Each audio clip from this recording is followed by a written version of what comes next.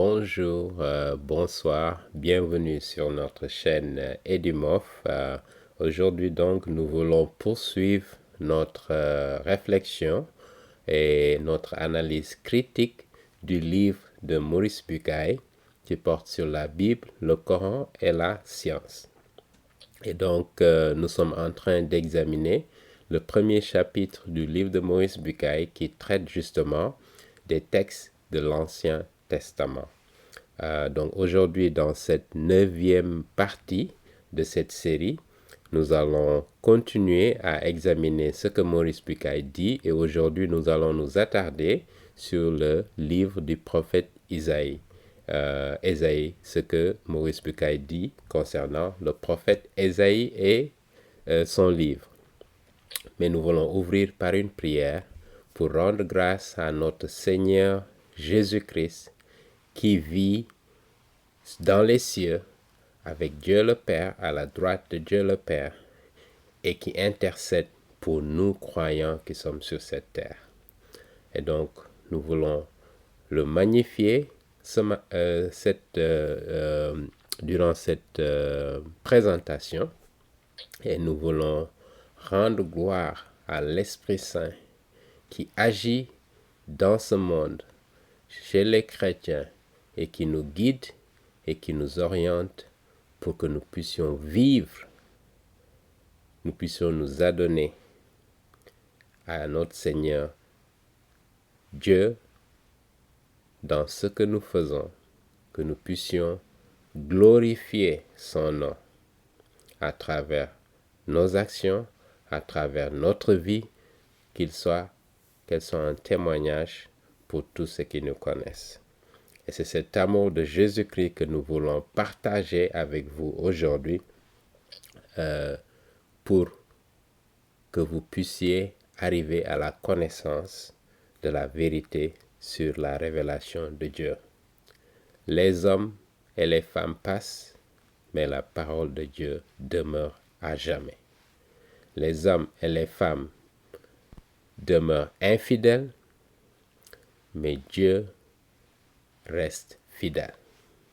Et nous voulons magnifier sa fidélité pour nous tous les jours, pour que ce soit une motivation pour chacun et chacune d'entre nous d'être des hommes qui reflètent cette fidélité, qui reflètent cette vérité qui vient de Dieu, qui vient de Jésus-Christ, qui est le Seigneur de cet univers. Nous prions donc l'Esprit Saint pour qu'il nous guide, qu'il soit avec nous, Dieu le Père qui nous accompagne et que nous puissions révéler sa parole, que nous puissions éclairer nos internautes sur sa parole, sur ce qu'il nous a laissé comme révélation. Et donc, nous voulons aujourd'hui continuer dans la lancée de la vidéo précédente pour aborder la page 29 du livre de Maurice Bucaille que nous allons regarder à présent à l'écran pour voir ce que Maurice Bucaille nous dit dans cette partie. Ok? Regardons de près ce qu'il affirme. Donc à la page 29, Maurice Bucaille nous dit « À ses œuvres personnelles », donc le prophète Isaïe ici, donc il a écrit des œuvres personnelles. D'ailleurs, il y a une biographie qui est mentionnée dans le deuxième livre des Chroniques, chapitre 32, je pense qu'il fait référence à cela. Il dit, il s'ajoute la publication de ses oracles, donc les révélations qu'il a reçues de Dieu, par ses disciples, d'accord? Et ce jusqu'au 3e siècle avant Jésus-Christ, d'accord? Et nous allons essayer de comprendre cela à la lumière de la parole de Dieu, à la lumière de l'histoire, à la lumière de tout autre fait objectif, vous voulez, que nous allons examiner. Il dit protestation contre les iniquités, crainte du jugement d'Allah, annonce de la libération au temps de l'exil, annonce à une période plus tardive du retour des Juifs en Palestine. Donc là, si vous comprenez bien, il nous fait comprendre que Ésaïe n'a pas prophétisé le retour des Juifs en Palestine. Mais nous allons voir, parce que justement dans Ésaïe chapitre 44, la fin du chapitre 44 et le début du chapitre 45, on nous parle d'un certain Cyrus. Mais Maurice Bucaille veut nous faire comprendre que justement le prophète Ésaïe, qui a vécu au 8e siècle avant Jésus-Christ, donc vers 1700, du moins vers 700 ou 750 avant Jésus-Christ, et nous allons voir que sa prophétie s'étend sur 4 rois de Juda. D'accord? La période. Mais Maurice Bucaille ici veut nous faire comprendre que c'est à une période plus tardive que ces révélations-là ont été faites. Autrement dit, il n'y a pas de prophétie qui viendrait de Dieu, qui annoncerait ces choses-là des centaines d'années à l'avance. Donc, il remet en cause l'authenticité de la parole de Dieu. Et c'est extrêmement grave. Voilà pourquoi, en tant que chrétiens, nous voulons rétablir la vérité et rappeler que le Dieu de cet univers, il est capable de révéler des choses des centaines, voire des milliers d'années à l'avance. D'accord? Il dit, il est certain que dans ses 2e et 3e Isaïe, ok, le souci prophétique se double d'un souci politique qui apparaît en pleine lumière. Là, qu'est-ce qu'il nous révèle encore? Il nous dit qu'il y a un premier et un deuxième Ésaïe. Ce n'est pas la même personne qui aurait écrit le livre d'Ésaïe qui est composé, je le rappelle, de 66 chapitres. D'accord? Nous allons examiner ça de près également à la lumière du texte biblique pour apporter une preuve interne. Nous allons aussi examiner ça à la lumière des preuves externes, des faits historiques, d'autres événements qui sont en dehors de ce livre du prophète Ésaïe. D'accord? Est-ce que ça correspond à ce que l'histoire et la vérité historique nous rappellent? OK? Donc, c'est ce que nous allons examiner aujourd'hui dans cette partie. Et donc, je rappelle pour ceux qui viennent de prendre le train en marche, et si vous n'avez pas encore souscrit à notre chaîne YouTube, nous vous invitons à aller sur notre chaîne Edimof. Vous tapez donc sur YouTube Edimof et vous allez pour souscrire. Comme ça, vous avez l'opportunité d'être au courant, au vent de tout ce que nous avons comme nouvelle publication. D'accord? Nouvelle diffusion de nos vidéos. Donc, pour répondre à Maurice Bucaille, donc nous allons continuer la présentation PowerPoint pour vous permettre de voir un peu les éléments que nous allons apporter comme critique. D'accord? Donc, Maurice Bucaille avance l'idée que le livre du prophète Ésaïe aurait été écrit par ses disciples. D'accord? Laquelle publication a continué jusqu'au 3e siècle avant Jésus-Christ. Mais on se demande d'où il sort cette information. D'accord? Parce que dans le livre du prophète Ésaïe, on ne nous parle pas de disciples qui auraient écrit une partie du livre. D'accord?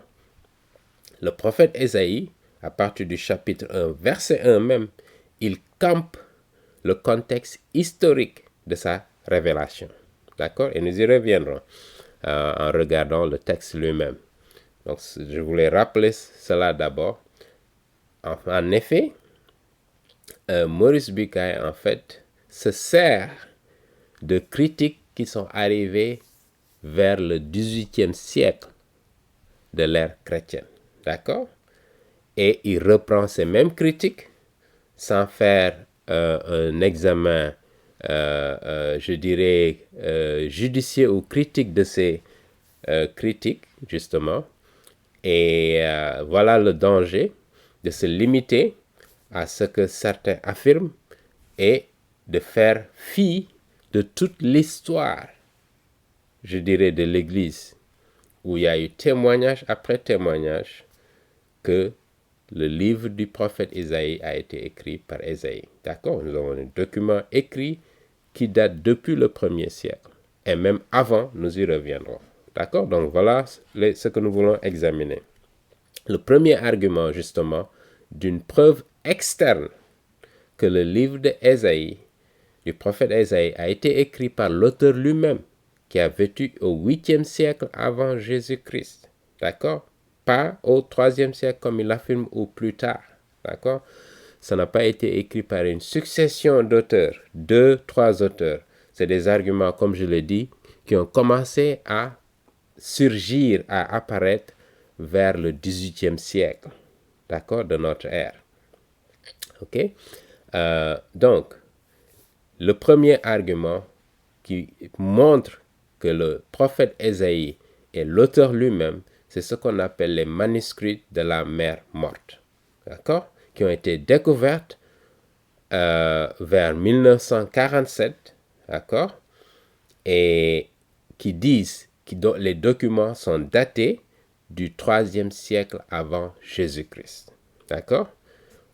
On pourrait se penser peut-être, Maurice Bucaille, ces critiques-là, parce qu'ils ont vu qu'il y a des manuscrits qui montrent une copie du livre d'Ésaïe.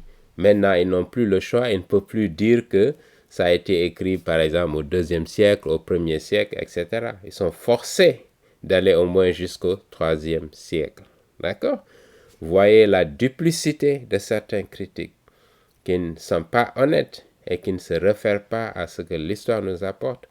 Et quand d'autres découvertes vont venir pour remettre en cause leurs hypothèses ou leurs thèses, ils vont encore changer. D'accord? Donc, ici, les manuscrits de la mer morte montrent quoi? Contiennent une copie complète du livre d'Ésaïe.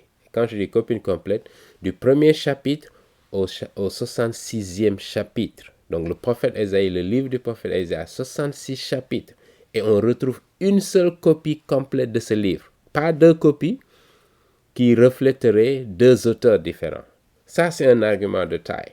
D'accord? Et donc, c'est des manuscrits qui datent du 3e siècle. Et autre chose que j'avais précisé la semaine passée, ces manuscrits-là, d'accord, qui sont en hébreu, d'accord? Le texte lui-même, on a comparé le plus ancien texte du livre d'Ésaïe dont on disposait avant cette découverte de 1947, d'accord? On les a comparés. Donc, l'hébreu, le livre d'Ésaïe en hébreu, qui datait de l'an 1000 après Jésus-Christ, ce qu'on appelle le Codex de Leningrad. Ok? Quand on les a comparés, on a vu presque une correspondance parfaite. Une seule copie, les mêmes chapitres, les mêmes histoires qui sont racontées, etc., etc. Et il n'y avait pas 2 copies, un seul livre. Tous les Juifs du 1er siècle et après ont toujours reconnu un seul livre d'Ésaïe. Pas 2. Encore une fois, du 1er siècle jusqu'au 17e siècle, il n'y a pas une seule personne qui affirme qu'il y aurait 2 Ésaïe. Et c'est à partir du 18e siècle que cette théorie-là est sortie. Et Maurice Bucaille se fonde justement sur cette théorie. Et il passe, il fait fi, il ignore toute l'histoire de cette transmission des textes sacrés, au moins du 1er siècle jusqu'au 17e siècle, et ce qui est affirmé. Donc ça, c'est le premier argument externe qui prouve qu'il y a un seul Ésaïe. Deuxièmement, il y a ce qu'on appelle la Septante, qui est la traduction en grec de l'Ancien Testament en hébreu, d'accord, qui a été traduit de l'hébreu en grec vers 250 avant Jésus-Christ. Encore une fois, cette traduction-là, que justement même les apôtres ont utilisé, Jésus-Christ a utilisé lorsqu'il est venu au 1er siècle, ne donne aucune indication que le livre d'Ésaïe a été composé par 2 auteurs. On nous parle encore d'un seul texte. La Septante, c'est un seul texte du livre d'Ésaïe. D'accord? Un autre argument, donc 250 ans avant Jésus-Christ même, les Hébreux, les Juifs qui étaient là et avaient reconnu un seul texte du prophète Ésaïe. D'accord? Autre argument, preuve externe, les pères de l'Église et les chrétiens dans toute l'histoire de l'Église ont retenu un seul livre de Ésaïe. Donc, du second siècle, si vous voulez, tous les pères de l'Église qui ont des documents écrits, qui ont fait des commentaires sur le prophète Ésaïe, personne n'a parlé de deux auteurs. Ok? Eux tous, ils reconnaissent un seul auteur. Et voilà pourquoi, musulmans, nous voudrions vous informer pour que vous ne soyez pas bernés, que vous ne soyez pas induits en erreur par des gens comme Maurice Bucaille, qui ne font pas les fouilles nécessaires pour détecter la vérité, mais ils se fondent sur un ou deux critiques qui remettent en cause l'authenticité du texte. Et voilà, on se dit, voilà, donc on se fonde sur eux. Oh, les textes de l'Ancien Testament n'ont pas été écrits autant que les chrétiens ou que les juifs disent qu'ils ont été écrits. D'accord? Donc, ces pères de l'Église, il n'y a pas un seul qui parle de deux Ésaïe. D'accord?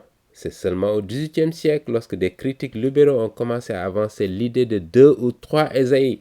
Donc, l'idée de deux Ésaïe, c'est que du chapitre 1 au chapitre 39, ça traite justement du jugement de Dieu sur le peuple juif. Et du chapitre 40 au chapitre 66, ça traite de la rédemption. D'accord? Et donc, ils se disent, il y a deux auteurs. Pourquoi? Mais nous reviendrons pour voir la cohérence interne du livre. Certains disent trois, donc ils vont du premier chapitre au chapitre 39, ensuite 40 à 55, et puis 56 à 66. Voilà pourquoi ils disent trois auteurs. Et donc Maurice Bucaille, dans son obsession de remettre en cause l'authenticité de la Bible, a enfourché le pas de ses critiques, sans faire preuve d'esprit critique. Voilà, s'il était encore en vie, nous lui aurions demandé de faire preuve de plus de critique dans sa critique, justement, des textes sacrés de l'Ancien Testament. D'accord? Donc, quelques preuves externes qui prouvent que le livre d'Ésaïe a été écrit par un seul auteur, et c'est le même Ésaïe qui revendique justement d'être l'auteur de ce texte. Regardons d'abord, je voulais, pour camper, que le livre a été écrit par Ésaïe lui-même. Parce que soit les prophètes qui ont été choisis par Dieu de façon souveraine pour porter sa révélation au peuple juif, d'accord, ils ont été bernés, soit ce sont des gens honnêtes qui ont reflété, qui ont écrit ce que Dieu leur a demandé d'écrire. D'accord? Et donc, Maurice Bucaille donne l'impression qu'il traite ces auteurs-là de menteurs, en disant que ce que Ésaïe affirme qu'il a écrit, ce n'est pas lui qui l'a écrit. Vous comprenez? Et c'est assez grave de remettre en cause l'honnêteté de ces gens qui ont écrit ces textes, et ces textes qui ont été transmis de génération en génération. D'accord? Et tous ces textes existaient au temple de Jérusalem, d'accord, avant la destruction babylonienne, et après même la destruction, lorsque les Juifs sont revenus en terre promise, en Israël, à Jérusalem, ils ont repris ces textes sacrés-là et les ont remis au temple, lorsque le temple a été reconstruit vers 500, je dirais vers 530, 520 avant Jésus-Christ. D'accord? Lisons le premier verset du livre d'Ésaïe. Nous allons regarder une des versions ici. Regardons la version de la colombe ou la version de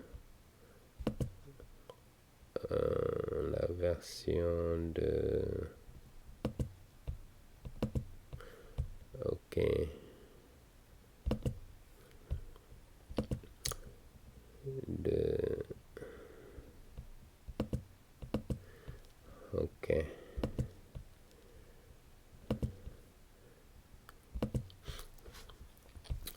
Donc, Ésaïe chapitre 1, verset 1. OK? Nous allons lire dans les deux versions, la Colombe et voilà. Et la Bible de Louis II de 1910. Voici ce que donc Louis II nous dit ici. Prophétie d'Ésaïe, fils d'Amon, sur Juda et Jérusalem au temps d'Ozias. D'Ozias, donc, c'était un roi du royaume de Juda, et de Jotham, qui était son fils, et d'Akaz, qui est le fils de Jotham, et d'Ézéchias, qui était le fils d'Akaz. OK? Roi de Juda. Donc, il nous donne la période même où il a prophétisé en Israël, au royaume du sud. Donc, il a vécu, il est contemporain du prophète Osée et du prophète Amos. Le prophète Osée a prophétisé dans le royaume du sud. Le prophète Amos a principalement prophétisé dans le royaume du nord. Donc, il nous donne la période. Ça, ce sont des choses qu'on ne retrouve pas, par exemple, dans le Coran. Dans le Coran, beaucoup de choses restent ambiguës. Il n'y a pas de données historiques, on ne peut pas vérifier certaines choses, c'est des affirmations qui sont faites, et nous reviendrons sur certaines de ces incohérences et de ces anachronismes historiques dans le Coran. D'accord? Mais là, on voit qu'il précise la période. D'accord? Et cette période va de, je dirais, 750 avant Jésus-Christ à, je dirais, 720 ou 730 avant Jésus-Christ. D'accord? Donc, près de 40 ans qu'il a, du moins 790. D'accord? Entre 790, où le roi Ozias a commencé à régner, jusqu'à vers 739, durant le temps du règne d'Ézéchias. Et je rappelle que Ézéchias fait partie des bons rois de Juda qui ont marqué le peuple israélien avec des réformes extraordinaires, réformes spirituelles, pour également celui qui a construit le tunnel, un fameux tunnel qui est à Jérusalem et qui jusqu'à aujourd'hui existe en Israël. Preuve déjà que, et c'est en conformité avec ce qui est dit dans la Bible, dans le livre des rois en particulier, le deuxième livre des rois et le livre des chroniques, parlant de ce roi Ézéchias. D'accord? Donc continuons. Ici, notre présentation. Donc, Maurice Bucaille,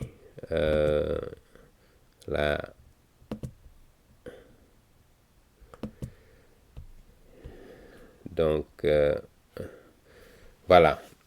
Donc, nous continuons justement l'examen de ces preuves externes au livre du prophète Ésaïe qui prouvent qu'il s'agit d'un seul livre. Nous le disions tantôt, les chrétiens du premier siècle, les apôtres et Jésus-Christ lui-même, nous y reviendrons, confirment que Ésaïe est l'auteur des 66 chapitres de son livre. Il n'y a pas deux auteurs, il n'y a pas trois auteurs. Donc les auteurs du Nouveau Testament qui ont, dans la plupart des cas, écrit leur livre avant l'an 70 de l'ère chrétienne.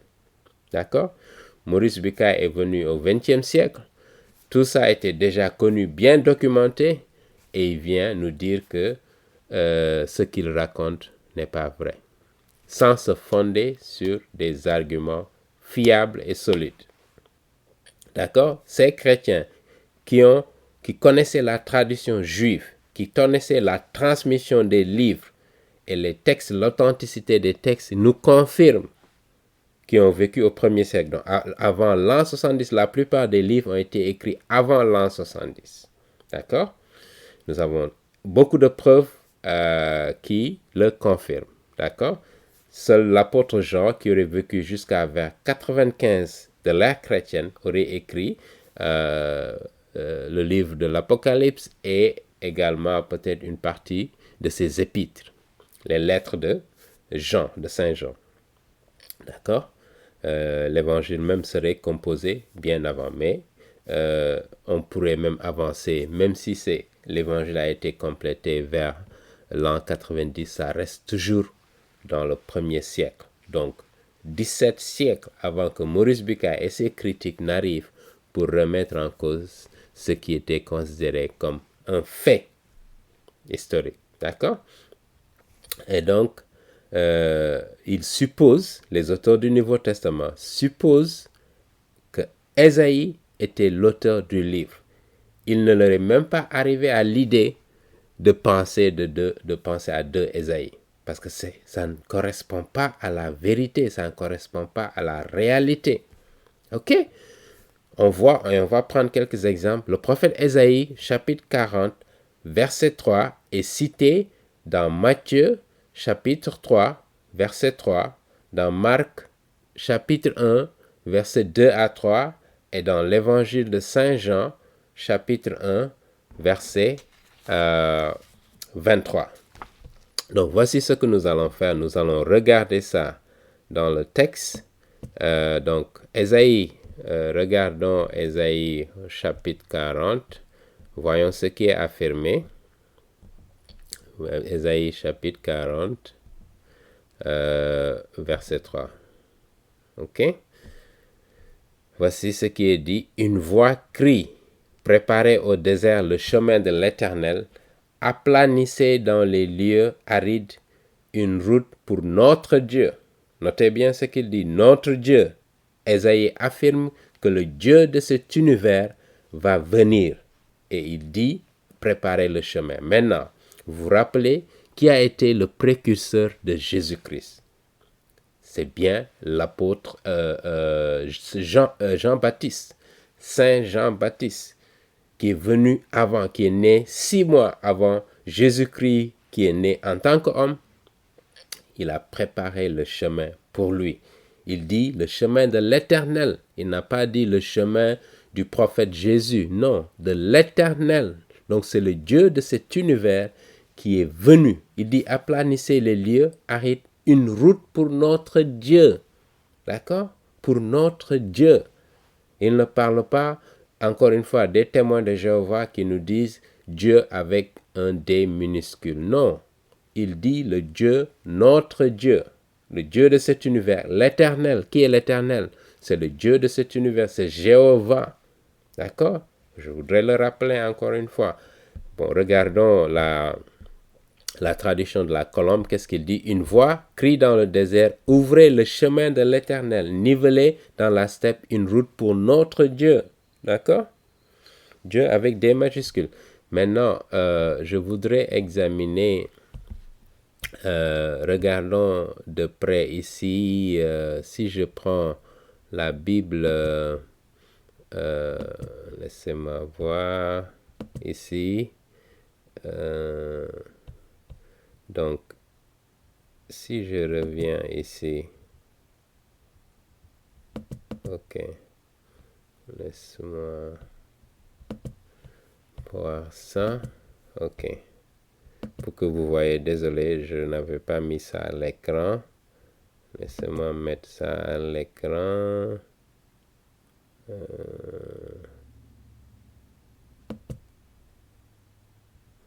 Laissez-moi mettre ça à l'écran.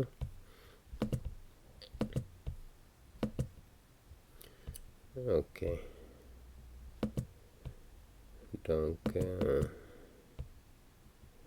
voilà. Voilà le texte. Ok. Donc, verset 3 ici, vous voyez bien, Ésaïe 40, verset 3, dans la version de Louis II de 1910, une voix crie, préparez au désert le chemin de l'Éternel, aplanissez dans les lieux arides une route pour notre Dieu. Et au verset 3 de la colombe, on voit la même chose. D'accord? Et si on se retourne maintenant vers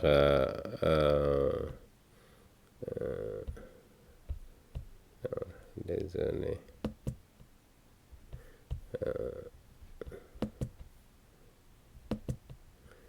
On se retourne maintenant vers ici, cette partie. Voilà. On peut comparer Matthieu 3, verset 3, Marc 1, verset 2 à 3 et l'évangile de Jean, chapitre 1, verset 23. Nous allons mettre tous ces trois passages à l'écran et en utilisant la version de la Bible du Semeur. La Bible du Semeur, regardons où est-ce que c'est encore. Ici, ça c'est en anglais. Voilà, la Bible. Voilà, on a la Bible du Semeur. Ok, nous allons sortir donc les passages suivants. Oh, attendez.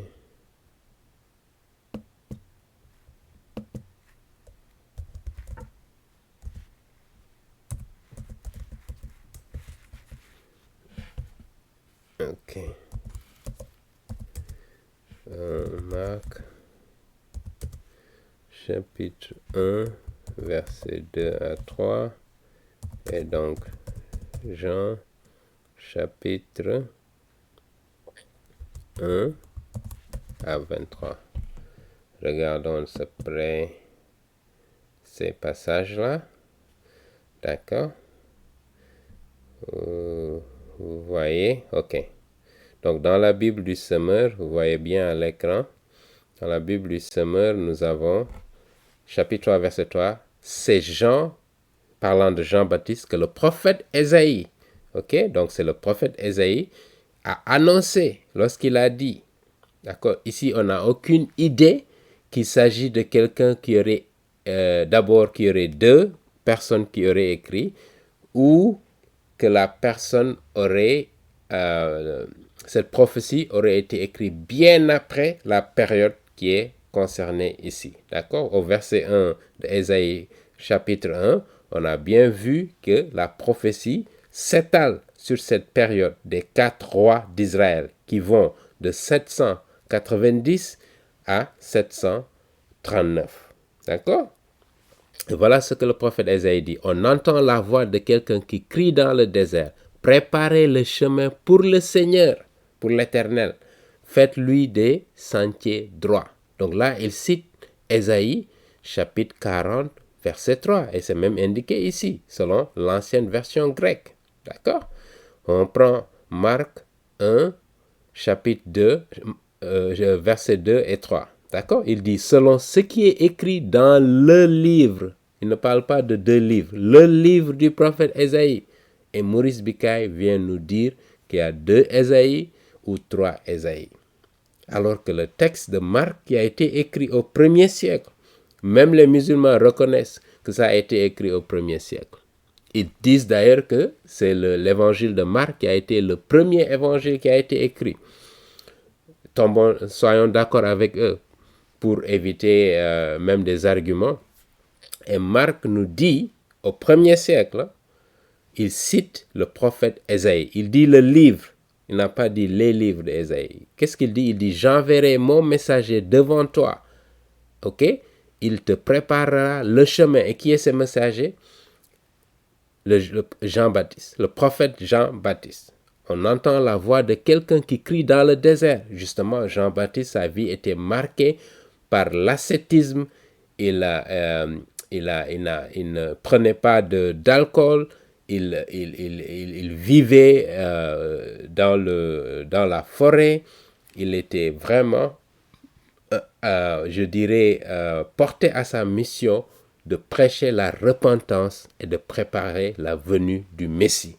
Voilà pourquoi Jésus-Christ a dit dans Matthieu chapitre 11, verset 11, si je me souviens, qu'il n'y a pas de plus grande personne que le prophète Jean-Baptiste. De toute l'histoire de l'Ancien Testament, il est le plus grand de tous, mais il est le plus petit dans le royaume des cieux. Ça, c'est Jésus-Christ qui l'affirme. Parce que justement, il a annoncé l'arrivée du Messie. Il a annoncé l'arrivée du Dieu de cet univers sur terre pour devenir homme. Que tous les prophètes de l'Ancien Testament voulaient anticiper, voulaient avoir l'opportunité d'être là durant cette période. Mais ce privilège-là n'a été donné qu'à Jean-Baptiste. D'accord? Préparer le chemin pour le Seigneur. Encore une fois, référence à Ésaïe chapitre 3, chapitre 40, verset 3.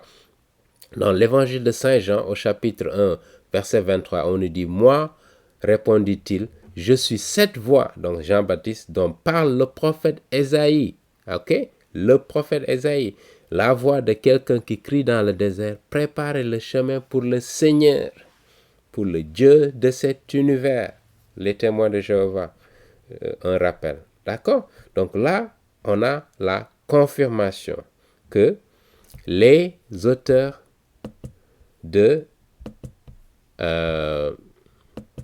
l'Ancien, du Nouveau Testament du moins, qui ont écrit tous au 1er siècle, nous confirment qu'il y a un seul livre de Ésaïe, le prophète Ésaïe. Il n'y a pas deux Ésaïe, il n'y a pas trois Ésaïe. Et Ésaïe a affirmé, 700 ans avant l'arrivée de Jésus-Christ, qu'il y aurait quelqu'un qui viendrait préparer, annoncer l'arrivée du Messie, du Dieu de cet univers, l'Éternel qui va venir. Il n'y a pas de preuve plus grande de la divinité pleine de Jésus-Christ, comme le Dieu de cet univers. Et pour nos amis musulmans, ça c'est un porte-à-faux avec ce que le Coran enseigne. Le Coran nous dit que Jésus-Christ était simplement un prophète, un homme. Maurice Bucaille avance la même idée, mais en regardant ce texte, il confirme que Jésus-Christ est le Dieu de cet univers, le Fils éternel de Dieu qui est venu sur terre pour apporter le message, la bonne nouvelle du salut à toute l'humanité. Voilà pourquoi nous prêchons cette vérité-là à nos amis musulmans, aux témoins de Jéhovah, aux hindous, aux athées, aux bouddhistes, d'accord, à ceux qui pratiquent les religions traditionnelles africaines avec leurs idoles, toutes sortes de dieux en D minuscule ou des anciens comme ils l'appellent. Ok, nous voulons leur prêcher la vérité de l'évangile. Il y a un seul Dieu. Tous ces petits dieux, les intermédiaires qu'ils utilisent sont de faux dieux. D'accord? Dieu, en particulier dans le livre d'Ésaïe, nous rappelle qu'il n'y a pas d'autre Dieu que lui. Donc, n'adorez pas ces idoles. Donc, pour ceux dans ces traditions, que ce soit en Amérique latine, en Asie, en Afrique, il vous dit de rejeter ces faux dieux-là. Si vous portez votre foi dans ces faux dieux-là, vous serez perdus. Et voilà un message que nous voulons lancer dans nos pays africains en particulier, où ces pratiques continuent jusqu'à aujourd'hui. Vous ne pouvez pas mélanger la foi en Jésus-Christ, qui est le Dieu de cet univers, et la foi en ces dieux traditionnels. D'accord? Vous ne pouvez pas suivre deux maîtres.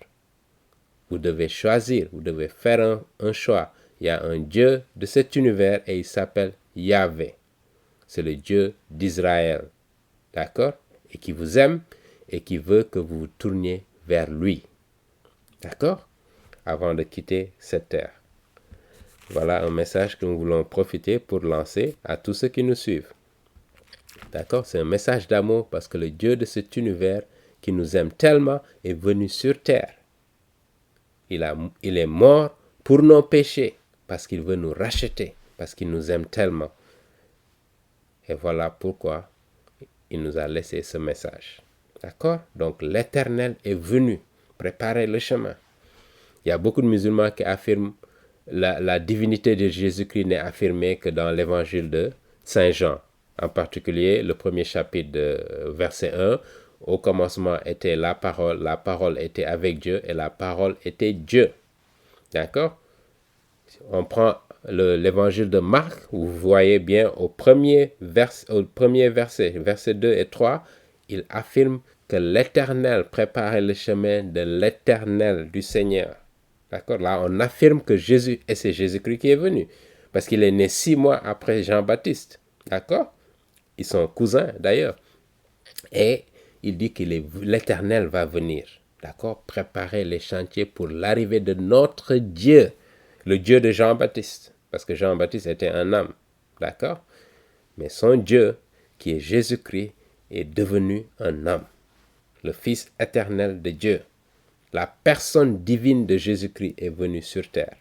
D'accord? Il n'a pas deux personnalités. Une seule personnalité, elle est divine. Il est venu prendre le corps humain. D'accord? Il a eu deux natures. La nature divine et la nature humaine. Mais une seule personne est la personne divine de Jésus-Christ. D'accord? Voilà comme ça qu'il faut le comprendre et comprendre la Trinité. Il y a 3 personnes dans ce Dieu de cet univers, le Dieu trinitaire d'Israël.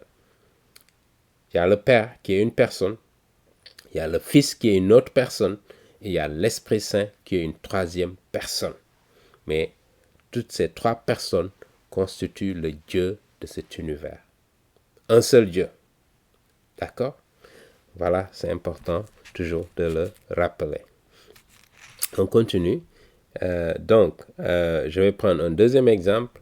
Nous allons regarder Ésaïe chapitre 42, versets 1 à 4. Nous allons le lire d'abord dans la colombe ou dans Louis II de 1910. Donc Ésaïe chapitre 42, versets 1 à 4. Nous allons le lire ici. Et donc, voilà. Ésaïe 42, dans Louis II, lisons de 1 à 4. Il dit, « Voici mon serviteur que je soutiendrai, mon élu en qui mon âme prend plaisir. J'ai mis mon esprit sur lui. Il annoncera la justice aux nations. Il ne criera point, il n'élèvera pas point la voix, et il ne la fera point entendre dans les rues. Il ne brisera point le roseau cassé, et il n'éteindra point la mèche qui brûle encore. Il annoncera la justice selon la vérité. Il ne se découragera point et ne se relâchera point jusqu'à ce qu'il ait établi la justice sur terre et que les îles espèrent en sa loi. Ainsi parle Dieu l'Éternel. » Donc il envoie son serviteur. Et qui est son serviteur? Jésus-Christ. Et je rappelle au passage que les musulmans nous disent que ici dans ce passage du chapitre 42, ça parle de Mohammed qui serait le serviteur. Ce serait même ridicule ou je dirais ça prête à rire même d'entendre que les musulmans, certains apologistes musulmans avançaient l'idée que Ésaïe chapitre 42, parlant de son serviteur, parle du prophète Mohammed. Ok? Et nous allons consacrer une vidéo, nous sommes en train de travailler dessus, une vidéo qui va expliquer le contexte du chapitre 42 de Ésaïe, parlant de son serviteur Jésus-Christ, qui est donc le serviteur de Dieu le Père, parce qu'il a été envoyé par Dieu le Père comme Dieu le Fils. D'accord? Il y a une hiérarchie dans la Trinité. C'est Dieu le Père qui envoie Dieu le Fils. 2 personnes distinctes, mais le même Dieu. D'accord? Et Dieu le Fils, nous allons le voir dans l'Évangile, chapitre 14 15, et 16, en particulier, Jésus-Christ leur dit, quand je vais partir, je vais envoyer l'Esprit Saint. D'accord? La 3e personne de la Trinité. Et qui aujourd'hui est encore dans ce monde, agit dans le cœur des chrétiens et fait l'œuvre de Dieu sur terre, continue l'œuvre que Jésus-Christ avait commencée. D'accord? Donc, continuons. Maintenant, voyons, donc, Ésaïe 42, verset 1 à 4 est cité précisément dans l'évangile de Matthieu, chapitre 12, verset 17 à 21. Regardons ça. de près ici, regardons ça dans la Bible du Semeur. Oui, là, non, regardons dans la Bible du Semeur pour voir ce que la Bible du Semeur nous dit concernant Matthieu, chapitre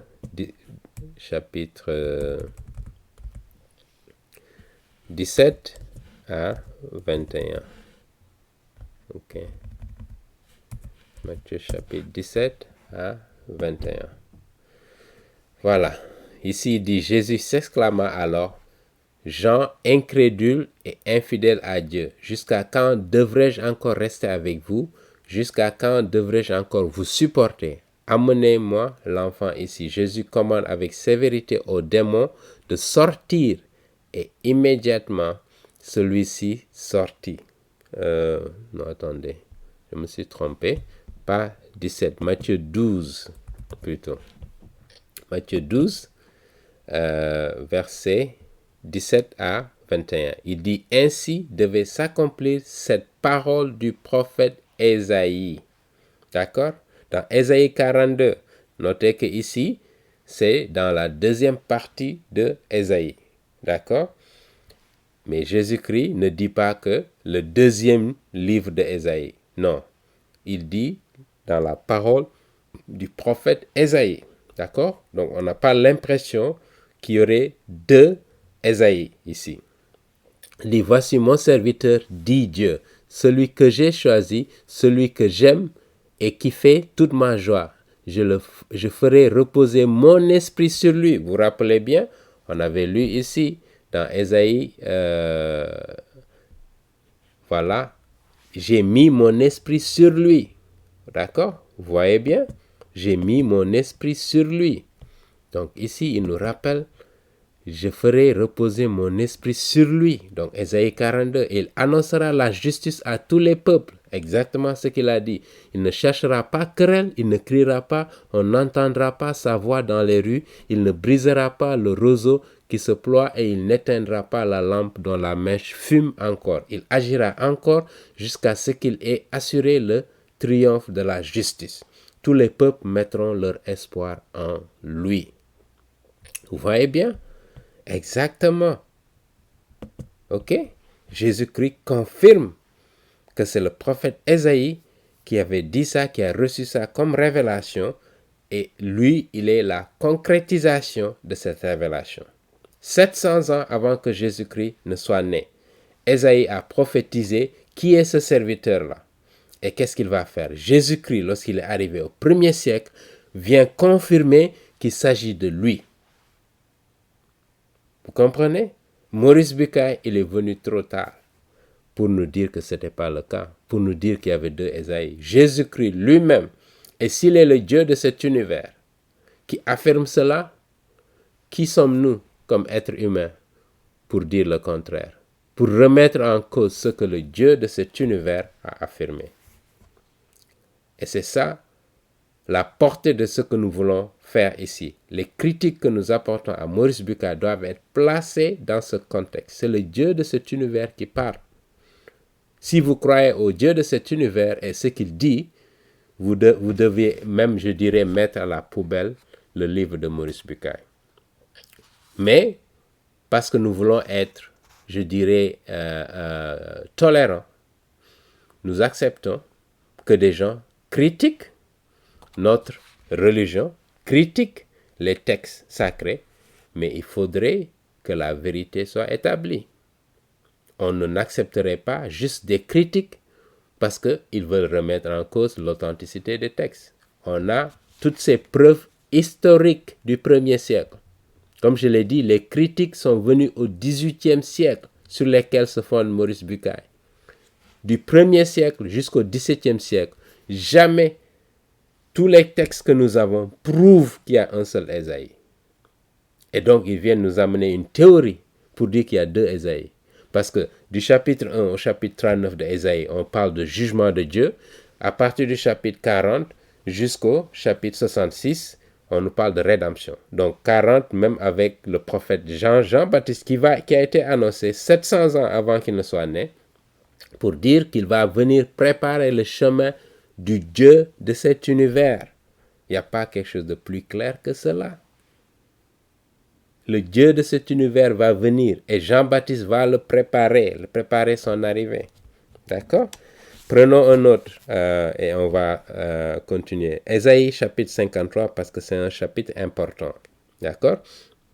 Lisons-le dans la colombe pour voir ce que la colombe ou Louis II. Ésaïe donc chapitre 53. Ok. Chapitre 53. Voyons ce que chapitre 53 nous dit. D'accord? Verset 1, qui est cité dans la lettre de Saint Paul aux Romains au chapitre 10. Donc, regardons Louis II ce qu'il dit. Verset 1, il dit « Qui a cru à ce qui nous était annoncé, qui a reconnu le bras de l'Éternel. » On voit la commande pareil. D'accord? Et si nous lisons donc la lettre de Saint Paul aux Romains, donc chapitre, regardons la lettre de Saint Paul aux Romains, chapitre 10, verset 16. Qu'est-ce qui est écrit? D'accord? Voici ce qui est dit. Il dit, mais malheureusement, tous n'ont pas obéi à cette bonne nouvelle. Ésaïe déjà demandé, Seigneur, qui a cru à notre message? Là, il cite le prophète Ésaïe et ça se trouve, si vous voulez, dans la deuxième partie du livre d'Ésaïe, chapitre 53. D'accord? Chapitre 53, voilà ce qui est affirmé. Reprenons dans ce même chapitre 53, nous avons versets 7 et 8. Versets 7 et 8, voici ce qui est dit. Verset 7, il dit, il a été maltraité et opprimé, et il n'a point ouvert la bouche, semblable à un agneau qu'on mène à la boucherie, à une brebis muette devant ceux qui la tondent. Il n'a point ouvert la bouche. D'accord? Et il a été enlevé par l'angoisse et le châtiment, et parmi ceux de sa génération qui a cru qu'il était retranché de la terre des vivants et frappé pour les péchés de mon peuple. Il a été frappé pour les péchés de mon peuple. D'accord? Pas pour ses péchés à lui, parce qu'il est innocent et il n'a jamais commis de péché. D'accord? C'est le seul homme qui est venu sur terre qui n'a jamais commis un seul péché. Pourquoi? Parce qu'il est le Dieu de cet univers. D'accord? Donc il est venu, il a été frappé, donc crucifié pour les péchés de son peuple. Vous comprenez? Donc il est venu mourir pour vous et moi. D'accord? Lisons cela dans les Actes des Apôtres, chapitre 32, verset 32. Ok? Lisons ça rapidement pour continuer. Donc les Actes des Apôtres, chapitre 8, verset 32 à 33. Ok? Regardons ce que ça dit. Alors, voici, donc 32. On a déjà lu ça, versets 7 à 8, et nous lisons donc ici, regardons ça. Voilà. Voici ce qui est dit. 32 à 33. Or, il était en train de lire ce passage de l'Écriture. Quand il dit l'Écriture ici, il s'agit de l'Ancien Testament. Il dit, semblable à un mouton mené à l'abattoir, comme un agneau muet devant ceux qui le tondent. Il n'a dit un mot. D'accord? Nous avions vu ici, il a été maltraité au plume, il n'a point ouvert la bouche, semblable à un agneau qu'on mène vers la boucherie, à une brebis muette. Vous voyez bien? Devant ceux qui l'attendent, ça c'est Ésaïe. Voilà. Donc Ésaïe 53, verset 7. Il a été enlevé par l'angoisse et le châtiment, et parmi ceux de sa génération qui a cru qu'il était retranché de la terre et frappé pour les péchés de son peuple. Regardons ici, il a été humilié, n'a pas obtenu justice, qui racontera sa descendance, car la vie sur la terre a été supprimée. D'accord? Donc voilà les deux passages qui rappellent qui confirme que le texte a été écrit par le prophète Ésaïe. Et un dernier passage que nous n'allons pas citer, nous allons simplement que nous n'allons pas lire du moins, que nous allons simplement citer. D'accord? Et ce passage, justement, parle de, ici, regardons ça de près. Ok? Voilà, ce passage ici. Donc, Ésaïe 65, verset 1, il est cité dans Romains 10, verset 20. Vous pouvez aller pour voir ça de près. D'accord? Donc, tous les auteurs du Nouveau Testament confirment que, justement, Ésaïe était l'auteur de ce livre. Et on n'a aucune notion qu'il y avait plusieurs livres. Marc nous précise le livre de Ésaïe. D'accord? Dans Marc 1, 2, 3, c'est ce que nous avons lu. Et deuxième argument, externe, preuve externe, que le livre de Ésaïe a été écrit par l'auteur lui-même, qui a vécu au 8e siècle avant Jésus-Christ. Le deuxième argument, Jésus-Christ lui-même suppose que Ésaïe est l'auteur du livre. Dans son ministère, on lui a une fois remis le manuscrit de Ésaïe à la synagogue pendant un sabbat et il lut le verset 1 et 2 du chapitre 61. Lisons-le rapidement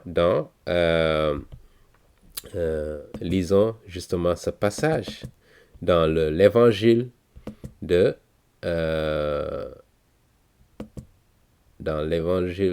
Matthieu, dans l'évangile de Luc du moins. Nous allons aller donc dans l'évangile de Saint Luc pour voir ce que Luc nous dit. D'accord? Donc l'évangile de Luc au chapitre 4. L'évangile de Luc au chapitre 4 et au verset 17 à 21. Ok? Lisons, prenons la colombe pour voir, juste pour changer. Donc, colombe chapitre 4, l'évangile de Luc, chapitre 4, verset, donc son ministère à Galilée, verset 17 à 18. Voilà. On commençait même à 16, verset 16. Il se rendit, ça c'est Jésus-Christ, à Nazareth, donc c'est au nord d'Israël, où il a été, excusez-moi, donc où il a été élevé et entra selon sa coutume dans la synagogue le jour du sabbat. D'accord? Il se leva pour faire la lecture. Verset 17, et on lui remit le livre, je répète, le livre du prophète Ésaïe. D'accord? Un seul livre. Le livre du prophète Ésaïe. Maurice Bucaille nous dit 2 livres. Ça date du 1er siècle. Il ouvrit le livre encore une fois et trouva le passage où il était écrit. Verset 18. L'Esprit du Seigneur est sur moi, parce qu'il m'a oint pour guérir ceux qui ont le cœur brisé. Vous musulmans, vous témoins de Jéhovah, qui n'avez pas la vérité avec vous, il est venu vous guérir de vos cœurs brisés, parce que vous êtes égarés par le message que vous avez reçu, qui ne vient pas du Dieu de cet univers. Ok? Les athées y compris. Donc, pour annoncer la bonne nouvelle aux pauvres, il m'a envoyé pour proclamer aux captifs la délivrance. Donc, ceux qui sont sous le poids du péché et qui ne connaissent pas Dieu, excusez-moi, et aux aveugles le recouvrement de la vue, pour renvoyer libres les opprimés. D'accord? Pour pardonner pour proclamer une année de grâce du Seigneur. Donc, il est venu apporter la grâce, la bonne nouvelle du salut, de la grâce, du don gratuit à l'humanité tout entière. Et il dit, puis il roula le livre, encore une fois, un seul livre, pas 2 livres, pas 2 auteurs. le rendit au serviteur et s'assit. Les yeux de tous dans la synagogue étaient fixés sur lui.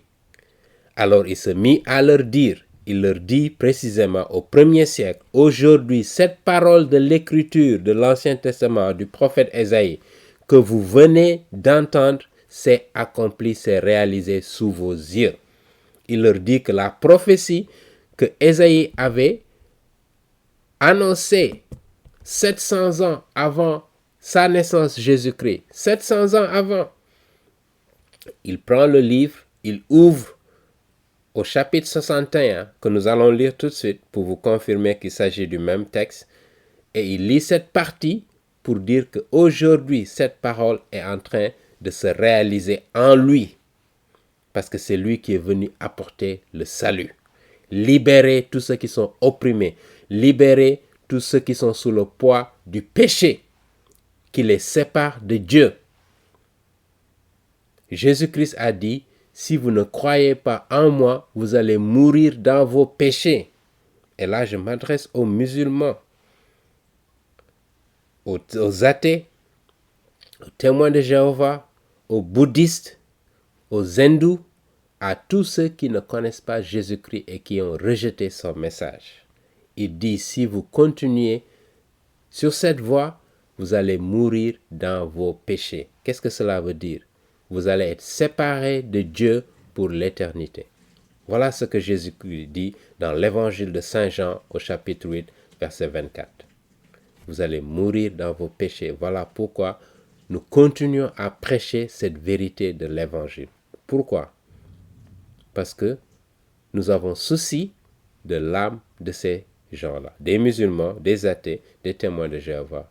Et c'est avec amour que nous voulons vous porter ce message, pour vous avertir, parce qu'il y a un danger de ne pas connaître la vérité pendant qu'on est sur cette terre. Et voilà pourquoi nous voulons que Dieu vous ouvre vos cœurs pour que vous voyez, que vous reconnaissiez cette vérité, que vous vous repentiez et que vous tournez vers le vrai Dieu de cet univers qui est Jésus-Christ. Lisons Ésaïe chapitre 61 pour voir exactement ce que Ésaïe nous dit. D'accord? Ésaïe donc 61, nous allons le lire ici si vous voulez dans la Bible du Semeur, comme ça on a les deux versions côte à côte et on peut comparer. Donc Ésaïe chapitre 61. Lisons ce que la Bible du Semeur nous dit. Ok? Rapidement, et nous allons conclure, nous allons nous arrêter ici. Donc, Ésaïe 61, voici ce qui est message d'une bonne nouvelle, comme vous le voyez à l'écran. D'accord? Il dit, l'Esprit de l'Éternel, du Seigneur est sur moi. Donc, il parle de, justement, celui qui va être envoyé. Car l'Éternel m'a oint pour annoncer aux humiliés une bonne nouvelle. Oui, il m'a envoyé.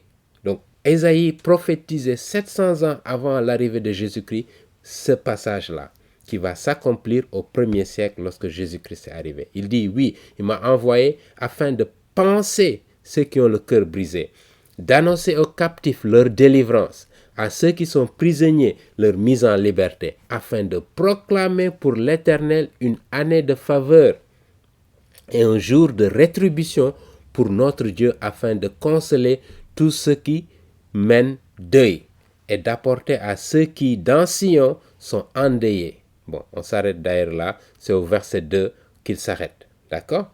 Et ici, Luc nous dit, il n'a pas lu le verset 3, il s'est arrêté même dans la deuxième partie du verset 1, ici, d'accord? L'Esprit est sur moi, l'Esprit du Seigneur est sur moi, exactement comme il l'a dit ici. L'Esprit du Seigneur est sur moi, exactement le même passage.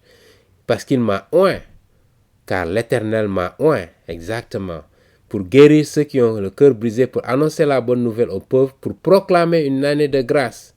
Là, il le dit, pour proclamer une année de faveur, la même chose. D'accord? Puis il ferma le livre, le rendit au serviteur et s'assit, et il leur dit au verset 21, « Aujourd'hui, cette parole de l'Écriture, cette parole du prophète Ésaïe, vous voyez bien, il dit aujourd'hui, cette parole du prophète Ésaïe qu'il a écrit ici, une année de faveur, il s'est arrêté d'ailleurs ici, exactement là, dans la première partie du verset 2. Il n'a pas lu « et un jour de rétribution » parce que justement, il va revenir encore une deuxième fois et c'est là où il va annoncer, il va établir son jugement sur la terre. Donc une année, un jour de rétribution. Donc il y aura jugement de Dieu. D'accord? Parce que ceux qui ont rejeté son message seront jugés.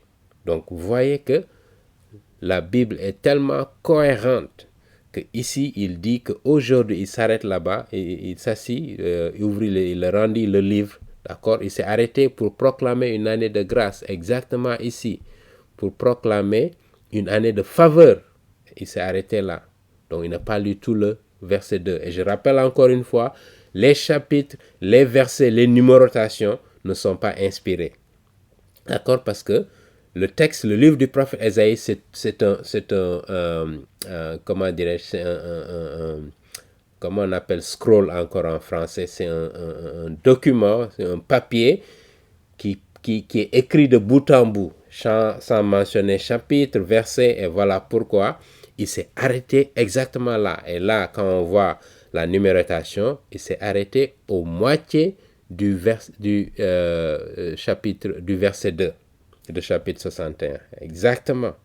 Pour dire que cette partie-là, c'est concrétisé, c'est accompli aujourd'hui. D'accord? Il a accompli ça aujourd'hui. La parole de l'Écriture que vous venez d'entendre. Pour dire que ça parle de lui. Ésaïe l'avait annoncé à l'avance que lui, il serait là pour proclamer, pour apporter le salut à l'humanité, pour guérir des malades. Et c'est exactement ce qu'il a fait quand il est venu au premier siècle. Amen. Que le Seigneur vous bénisse. On est allé au-delà de 1 heure.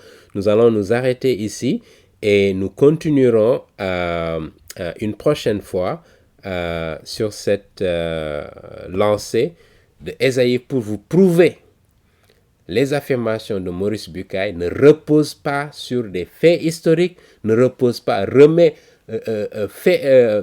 oublie, si vous voulez, omet toute l'histoire de l'Église, et même avant l'Église, avant le premier siècle, toute l'histoire des textes sacrés, avec les manuscrits de la Mère morte, avec la Septante qui a été traduite vers 250 avant Jésus-Christ, tous confirment et supposent qu'il y a un seul Ésaïe, le prophète Ésaïe. Parce que ça, c'est la révélation qui vient de Dieu. Que le Seigneur vous bénisse. Merci de votre attention et continuez à vous connecter, à souscrire à notre chaîne et disséminer ces informations, partagez avec vos amis et j'attends vos feedbacks sur YouTube, sur Facebook, pour qu'on continue ce dialogue, cet échange objectif, pour que la lumière éclate, pour que tout le monde arrive à la connaissance de la vérité sur ce que Dieu a révélé. Restez bénis, bonne soirée, bonne journée à vous qui nous suivez. Merci.